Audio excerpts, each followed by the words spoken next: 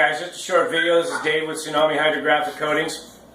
We were confined for space around here, so I decided to build a wall-mounted cutting table. Anyway, make a long story short, Jake, when he sent me out my tank, sent me out some nice plywood and some nice pine 2x4s, and I figured, heck, let's put them to use.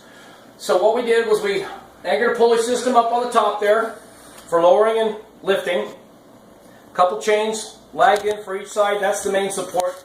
These legs here I just put on when I was actually trying to get the chains mounted up, so they're pretty much insignificant, but they're not in the way, so I just leave them there.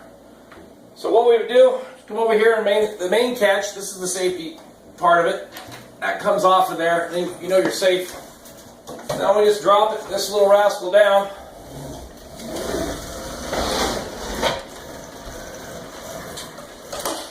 Okay, comes down, set up our little rhino liner, disconnect a little carabine here, throw that back out of the way.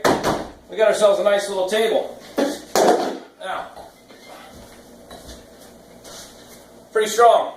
If it can hold me, it's pretty strong. So anyway, just want to give you a little simple scenario here. I think, well, of course, the rhino liner costs the most money in this project, so it functions as a great table and a great space saver. So for you guys with short, limited areas, I know Master JQX did a little video on his shop, and he's got limited space like I do. So something like this might help a few of you guys out. And hopefully you can put some use to it.